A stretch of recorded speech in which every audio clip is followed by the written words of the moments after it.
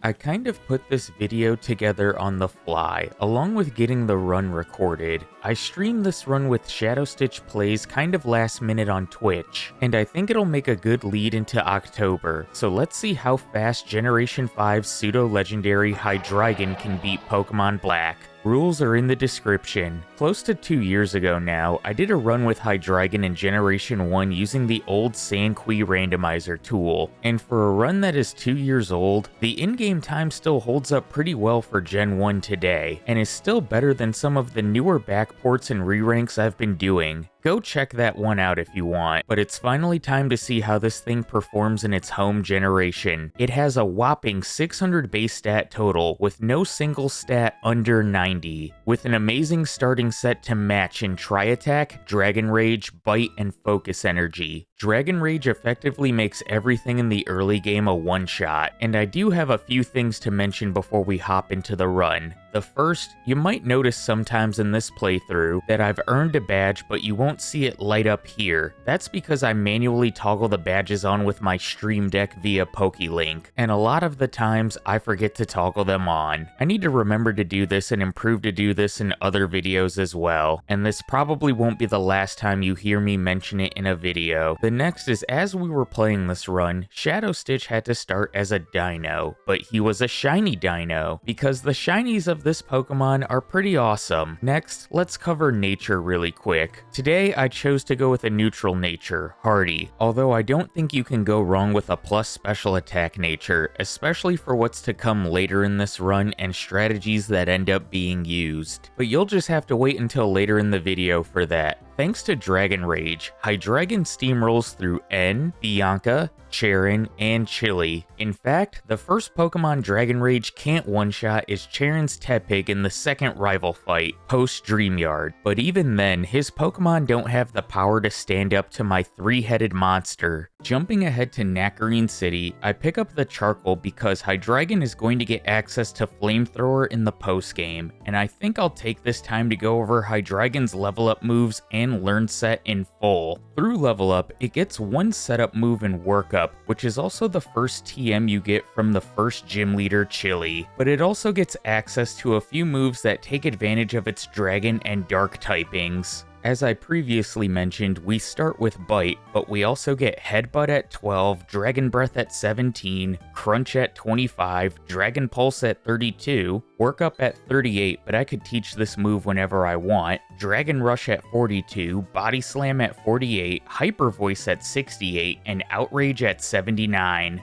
And through TM, there's a lot of coverage here. You can go with a physical or special set. Because I'm using a mix, this is why I chose the Hardy nature. And I'll point out a few TMs on this list that I think could be helpful. Earthquake, Flamethrower, Focus Mist, Charge Beam, Acrobatics, Rock Slide, Substitute, and Surf. Oh, and we can't forget Rest. Anyway, after depositing all of my HM users in Nacrene and battling the nurse outside of the city, along with picking up the ether, I'm going to head to the gym. Of course, I have to battle N before entering. He's not a challenge, along with Lenora's gym trainers. And I don't expect Lenora to be a challenge for our three-headed monster.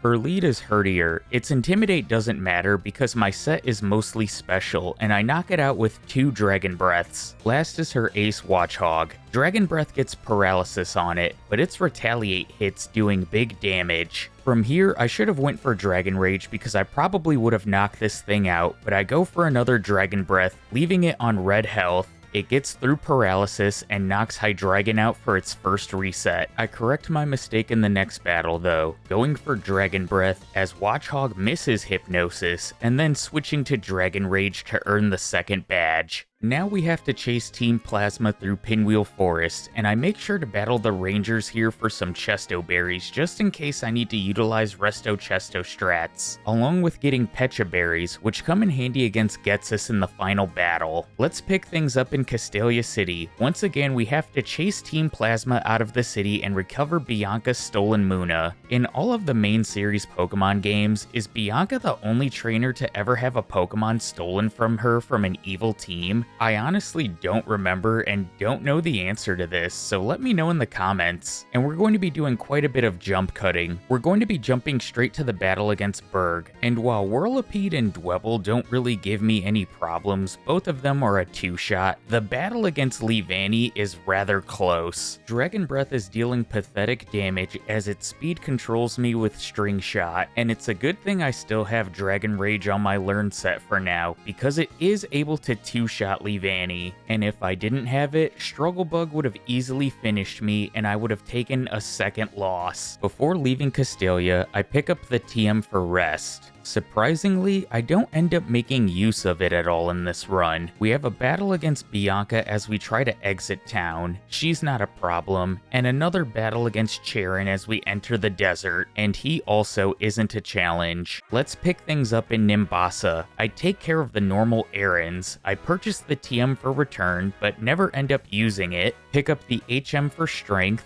play dress up with Bianca, and take a Ferris wheel ride with N before battling him. And surprisingly, N actually defeats me because of Scraggy. It hits me with Swagger, boosting my attack 2 stages, and causing me to do a lot of damage to myself when I hit myself in confusion. Scraggy also has Brick Break, which deals super effective damage to Hydreigon, and we take our second reset of the run. I do get revenge in the next battle, thanks to better confusion luck, although I am brought down to half HP before knocking out Scraggy, but thankfully Darumaka and Sigilif don't cause any additional problems. Nimbasa City Gym. I picked up some Paralyze heals at the Pokemon Center before battling N so I didn't have to backtrack, but I also have plenty of PP left in Dragon Breath to where I'm not going to trigger static on any of the trainer's Pokemon, and hopefully the same can be said for Elisa and her team.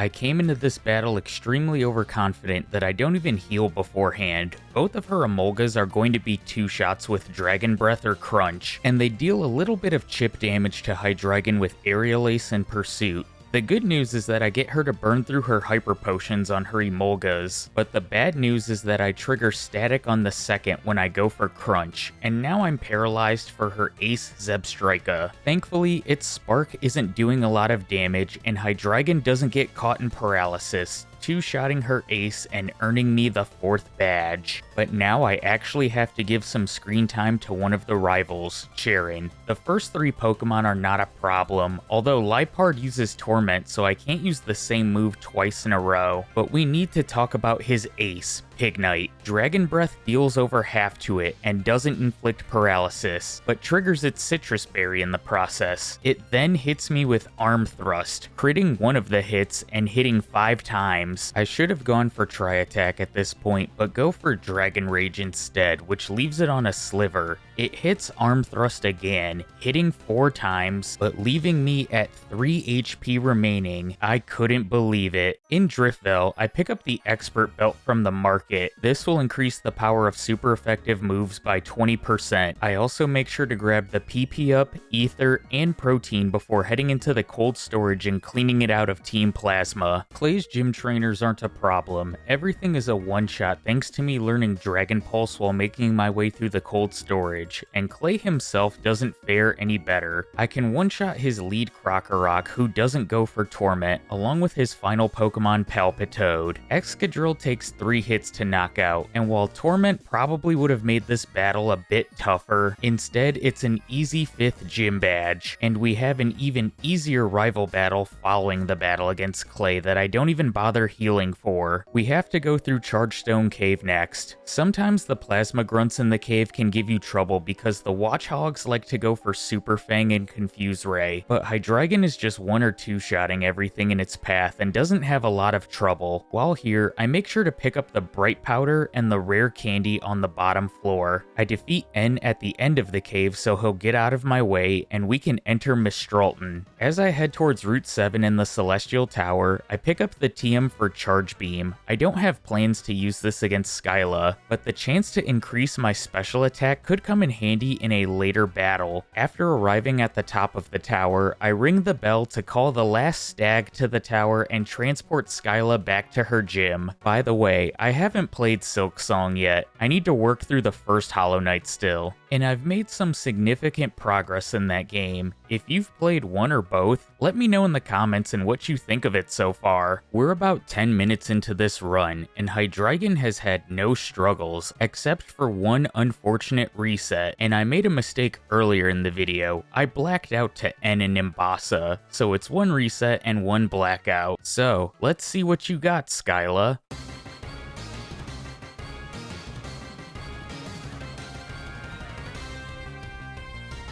Swoobat's first, one shot by Dragon Pulse. Unpheasant is next, one shot by Dragon Pulse. Swanna is last. Dragon Pulse doesn't one shot, but it just goes for Aqua Ring before Skyla heals it with a Hyper Potion, and it gets two shot. Charon takes a step back in this battle thanks to Liepard not going for Torment, and his team is a one-shot sweep. Since I'm playing in winter, in Twist Mountain, I grabbed the extra rare candy, along with the TM for Substitute, but like with Return, I actually don't use this TM at all. Once I enter Iciris City, I pick up the rare candy that's only available in winter, and head for the gym. I debated purchasing the TM for Fire Blast, but I don't think Hydreigon is going to need it. Bryson is normally a pushover as a gym leader. Will he get a rare victory since he has a type advantage, or will he continue to be an absolute joke?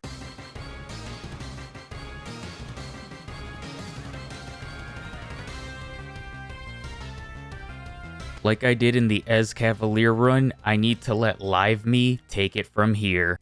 I don't know if you want to go all the way to Mooresville for that place that you like. It's up to you, though. I don't really care. Oh like, my! I'm dead ass. Just like I'm about to lose. No.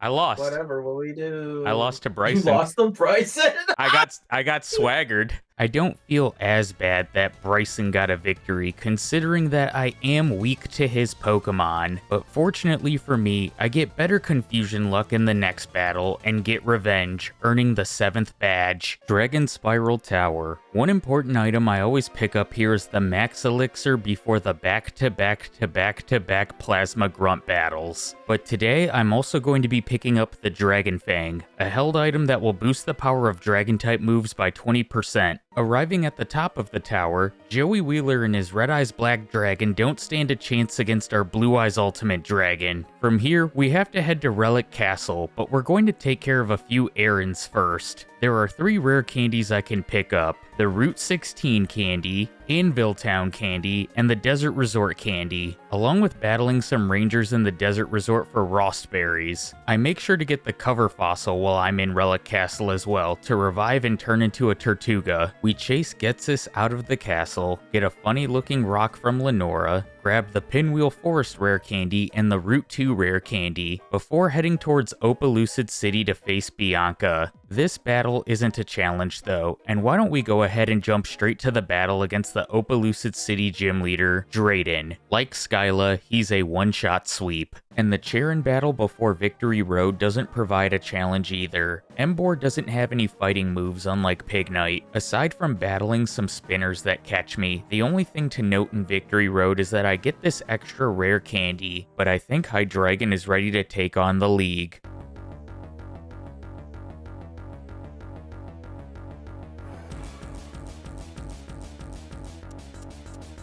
Up first is Caitlyn. This is by far our easiest matchup. With the Expert Belt on, Crunch easily one-shots her entire team. Chantal is next. I get lucky with Cofagrigus missing a Will-O-Wisp on its only turn in battle, which would have weakened the power of my best move in this battle, Crunch. I'm sure Crunch would have one-shot it, but I didn't want its Mummy ability, because I assumed Golurk would just spam Earthquake on the off chance I didn't one-shot it. But that doesn't happen, because like with Caitlyn, the Expert Belt makes Crunch a one-shot sweep on the remainder of her party. I decide to take on Grimsley next. I can one-shot the lead Scrafty with Dragon Pulse, but then Crocodile comes out. It hangs on from a Dragon Pulse and hits me with Dragon Claw, critting and doing massive damage in the process. He does waste some time with a full restore and I can two-shot it before he sends out his Ace Bisharp. Dragon Pulse does what looks like a third, and X Scissor takes me out. Before trying again, I pop 4 rare candies to level 60 above 2 damage rounding thresholds, hoping that will give me the ranges I need on Crocodile, and it does, one-shotting it. But unfortunately, Dragon Pulse is barely missing the 2-shot on his ace Bisharp, as Grimsley heals it up with a full restore and it takes me out for the second time. I tried my luck with Marshall, but that didn't go well, before going back to Grimsley and losing again, until I get this battle. I switch my held item from the Expert Belt to the Dragon Fang. Dragon Pulse surprisingly doesn't one-shot Scrafty, as Brick Break does about a third to me. I do, however, get Grimsley to burn through all of his full restores, and even get a flinch with Dragon Rush on Scrafty so it can't get another attack on me. Crocodile goes down in one shot again, and it's back to his ace Bisharp. Dragon Pulse does well over half, and I can easily 2-shot this thing now, and although I have yellow health for his final Pokemon Liepard, it doesn't stand a chance against Hydreigon. Now on to our toughest matchup in Marshall. I forgot to use an Ether on Dragon Pulse before this battle, so I only have 2 PP of it left, and one doesn't one-shot throw as it hits me with Storm Throw. The good thing is that from here I can burn through all of his full restores, and I even get a burn with Tri-Attack on this thing. Once it goes down, I can one-shot the following Conkeldurr and Mienshao before Sawk comes out. This thing is annoying due to its sturdy ability. However, I go for Dragon Rush due to being out of Dragon Pulses, and I miss. And unless I get a flinch, which I don't, this battle is over. However, in the next attempt, I remember to use a PP restoring item. I make it to Sawk with full health and have no problem taking out the annoying sturdy Mon. It's a bit surprising that Grimsley gave us the most trouble in the league. I fully expected Marshall to be a problem and not be a third try victory. We have a few cutscenes to go through before we can get an additional rare candy and use Monster Reborn in the form of a Master Ball on our Blue Eyes White Dragon. Hydreigon is on pace for a great in-game time, and my fastest real time to date for these Gen 5 solo runs. And now it's time for the toughest back-to-back battles in the main game.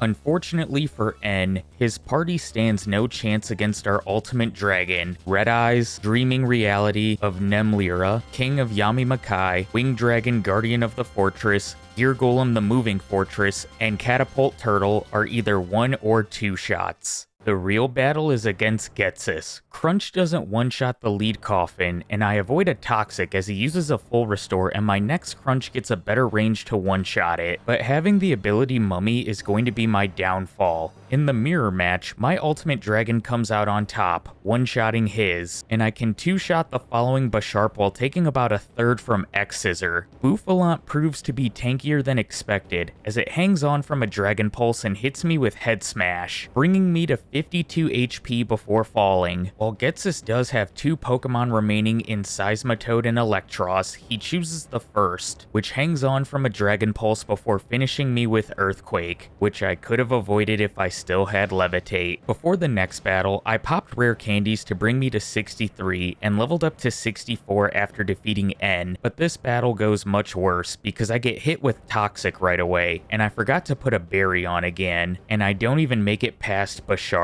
I remember the berry in the next battle, but also use candies to 65 and have taught Workup in the place of Tri-Attack to get 1 turn of setup in for better ranges, and honestly, it makes all the difference, 1 or 2-shotting his Pokemon. I do try and get a little cute against Bouffalant, going for Dragon Rush, missing, and taking big damage from Head Smash, but luckily for me, Dragon Pulse can finish it and one-shot the following Seismitoad and Electros, winning us the battle. Hydreigon completes the main game with a real time of 1 hour, 44 minutes, and 1 second, my fastest time by about 40 minutes, at level 66, with an in-game time of 5 hours and 56 minutes. In terms of in-game time, which is the metric I use, it finds itself in the B tier behind Escavalier, although if I were to redo this run, I'm sure I could get it into the A or even the S tier, but perhaps I can get one of the legendary dragons into that tier. For now, we're going to hop into the post-game, and buckle up, because it's going to be a long one. As we started the postgame, Shadow Stitch proposed something, making it a requirement for us to defeat Cynthia, just to add a bit more fun and competition to the run, which I gladly obliged. Cynthia is a great test of how round 2 of the league can go, and in this run, Shadow discovered a new way to train before round 2, which I'll touch on a little later on. For now, I'm going to go over some of the errands we take care of. In most of these post games, I start by heading to Route 18 to pick up the HM for Waterfall. This gives me access to 2 rare candies, one in Lostlorn Forest, and another in the Abundant Shrine, but first I have to actually make it to the Abundant Shrine, and it takes me a bit, because I decided to battle Ace Trainer Junko. She's a great source for experience points in the postgame, but her lead Perugly is a troll, because she has Swagger to confuse you, and Body Slam to paralyze you, not to mention that her Espeon and Lapras can also cause trouble, and she defeats Hydreigon with ease. I opted for the Blackout because I really didn't want to restart the postgame from scratch, even though I had only gotten Waterfall and that rare candy. And after I took a second loss to her, I decided to skip her and make my way to the Abundant Shrine, but I encounter another problem, Hiker Jebediah. He has a Hippowdus and Piloswine which aren't a problem, but his ace is a Probopass, and Hydreigon has nothing that can deal even neutral damage against this thing, and with the Sandstorm in battle, he's able to defeat me as well. After a quick reset, I'm able to sneak by him and finally make it to the Abundant Shrine. One important TM I'm going to pick up here is Flamethrower, which will be handy for round 2 of the league, along with that rare candy I talked about earlier. And again, I try to battle a trainer that has given me difficulty in the past. Ace Trainer Kip with an Absol, Dodrio, and Walrein. The Absol is a troll because it knows Perish Song. It doesn't use it in this battle though, opting for Night Slash instead. But then he sends out Walrein after Absol falls, and Blizzard annihilates me. I try to sneak by him and get caught twice, while also getting Perish Songed once. I decided to just fly back to Black City in order to get by him, and after battling other trainers on Route 14, including Ace Trainer Junko, who I get revenge against, I make my way into Undella Town, and I decide to take my cracks at Cynthia since we made this battle mandatory for this playthrough, and things go terribly in this first battle. I get burned by Spiritomb, who's a troll itself, and I get finished off by her second Pokemon Milotic, but this is where Shadow discovered something. The best way to train in the postgame is to just black out against Cynthia over and over again, and while I was wasting my time on Route 13 training, he was doing just that, and after a while, I deposit my HM users and do the same, and even if you only make it by the Spiritomb, it alone gives over 4,000 experience points. Although there are some battles because of it using Double Team to max out its evasion, it burning you with Will-O-Wisp, and its pressure ability depleting your PP where you won't make it past it, and that happened to me as well a few times. But I make a grave mistake. Muscle memory takes over during these blackouts, and I accidentally reset, undoing minutes of blackout grinding against Cynthia, and this happened multiple times, which was extremely frustrating. And we're going to jump ahead here past many blackouts, along with another brutal reset. And just for some context, I've jumped ahead 10 minutes in footage, and for a rough estimate, let's just call it an hour of in-game time. If you want to call it 40 on the dot, sure, we can do that also. The last thing I'll note is that I've also used 4 out of the 5 rare candies that I have in my bag, and I'm now level 76. Alright Cynthia, let's do this. I start the battle off by setting up 4 workups against her lead Spiritomb, who's just spamming Double Team while also missing a Will-O-Wisp in there, and I eventually hit her lead, taking it out. Milotic is next, falling to a Dragon Pulse, and Lucario follows, falling to a Flamethrower, but now she sends out her ace Garchomp. During my blackout attempts, this thing would immediately go for Dragon Rush and one-shot me, but it chooses Stone Edge in this battle, allowing Dragon Pulse to take it out, and Dragon Pulse is going to be my move of choice against her final 2 Pokemon, Electros and Braviary, one-shotting each. Finally, at long last, victory is mine. The last errand I take care care of is picking up the leftovers from the village bridge as a just in case. From here, I deposit my HM users and head back to the league for round 2. Caitlyn, easy. I set up one workup, crunch her psychic types, and flamethrower the part steel types. Chantal, also easy, although she does defeat me once because I forget to put on a Roustberry, but with one on, and thanks to an extra turn of setup due to Will-O-Wisp missing once, she's also a one-shot sweep. Grimsley, easier in round 2 thanks to his lead. Sharpedo can't do much to me, and after 3 turns of setup and getting down to half HP, I go on the offensive and one-shot his entire team. But now we have round 2 Marshall, our toughest matchup by far, and Sawk is an even bigger problem in round 2 than it was in round 1, because now it has close combat, which annihilates Hydreigon. In the next battle, I try to inflict a burn on it with Flamethrower, which I don't, but I hang on with 5 HP from its close combat, and although I'm able to knock it out, Throw easily cleans me up. After a few more failed attempts, Shadow Stitch reminded me that Hydreigon can learn acrobatics, which I completely forgot about, so I teach it this move before the next battle, along with putting on a Chesto Berry. And you might be wondering why the berry, that will weaken acrobatics, which yes, you're correct. However, Breloom likes to use Spore turn 1, which means I can set up a workup, wake up immediately, and then go on a tear. I survive Sawk's close combat with 11 HP remaining, and sweep through the remainder of Marshall's team. At long last, Hydreigon is moving on to the champion, and it's on pace for a great time. However, Alder in this run proves why he's the strongest trainer in Unova, as he calls himself.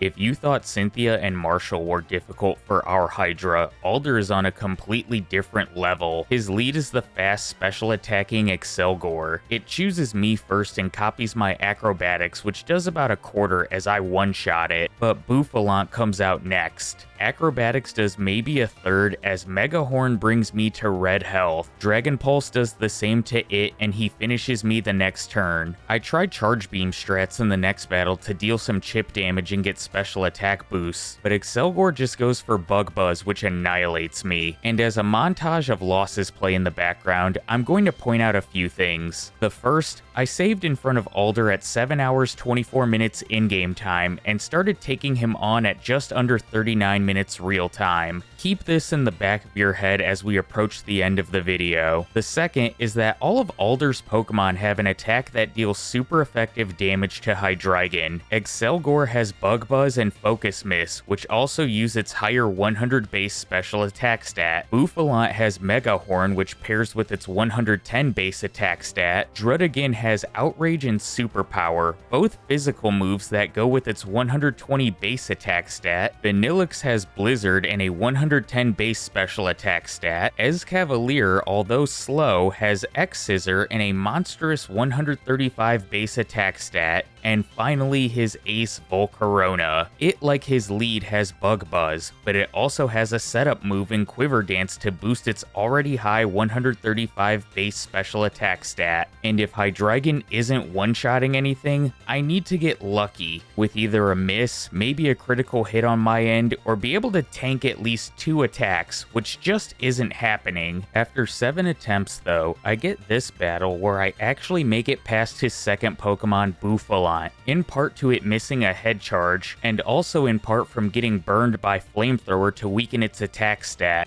I also did manage to get +1 in my special attack from Charge Beam. I can one-shot the following Druddigon and Vanillix, and if I can make it by Volcarona, I know Flamethrower will one-shot Escavalier, and at +1, Dragon Pulse does not, and Volcarona finishes me. And it was at this point I decided to follow Shadow Stitch's lead and take the Blackout. He mentioned picking up a certain TM that I have yet to use in these playthroughs, but before I can get it, I have to to stop by Castelia City to get the TM for Flash, because I'm playing on Bizhawk now, and unlike Desmume, it does not light up dark caves for me. But if you've noticed, we're back in the Wellspring Cave, and you can tell I have yet to explore this place outside of when you and Sharon battle Team Plasma in here and I catch my HM users. I do end up finding the TM for Low Sweep, but that's not the TM we need. We're going to be getting a different fighting move, one that Hydreigon can actually learn and takes advantage of our special attack stat, and that TM is Focus Blast, or Focus Miss as I like to call it. After battling my way back through the Elite Four, I'm ready for my rematch with Alder. And having Focus Blast will make Bouffalant trivial, but there's still one problem. I need to be able to set up in this battle to have any chance at one-shotting Volcarona to probably +2 or +3, and this is what Shadow Stitch discovered, which allowed him to beat me in the post-game. Obviously, I can't set up on Excelgor since it did over half to me with Bug Buzz, but I am able to one-shot my way to Alder's Ace, and Dragon Pulse at +1 and at a higher level does great damage, but unfortunately not enough, and Volcarona defeats me again. After one more loss, we get this battle. Excelgor is an afterthought thanks to Flamethrower. I can say the same about Bouffalant with Focus Blast. Druddigan is not a problem with Dragon Pulse. And now we move on to Vanillix. Because I'm at full HP, it prioritizes using Light Screen turn 1, and then it begins to set up with Acid Armor, which lets me set up work up to +5 before it decides to hit me with a Blizzard, and right on time the Light Screen wears off. I take out the Ice Cream Cone from Dairy Queen and move on to his Ace, and at +5, Dragon Pulse has more than enough power to finish off his Moth. Last is Escavalier, and it melts to a Flamethrower. Hydreigon finishes the postgame with a real time of 1 hour and 31 seconds at level 88 with an in-game time of 8 hours and 24 minutes. After originally blacking out to Alder, it took an additional hour of in-game time and over 20 minutes real time just to finally defeat him. And I have to imagine when I run different dark types in the future like Crocodile or Zoroark, they're going to have the same problems against him. But let's go ahead and rank Hydreigon. In terms of additional game time, which is the metric I'm going to use for these post games for now, it falls into that same tier as Samurott and Emboar, right between them, both of whom I expect to be a lot better when I revisit them, especially Samurott. Anyways, I want to give a huge thanks to Shadow Stitch Plays for playing this alongside me. It was a lot of fun. I'm not sure what our next collab will be or what game it could possibly be in, but keep an eye out. As always, thank you for the continued support on the channel. One small disclaimer that I should have given at the beginning of the video. I forgot to redo my settings in OBS before sitting down to stream and record this one, so if the quality looks a bit off, that's why. I'll probably go back and put some type of text note in the beginning. I've since corrected this, but the next two runs might be the same. I'll definitely point those out though. I hope you enjoyed this start to Halloween month. Even though I'm a week early, we have some good ones lined up for Generation 1, and I'm going to try to get out a video every Friday for the month of October. I'll catch you guys in my next one when we build some spooky sandcastles. Take care, everybody.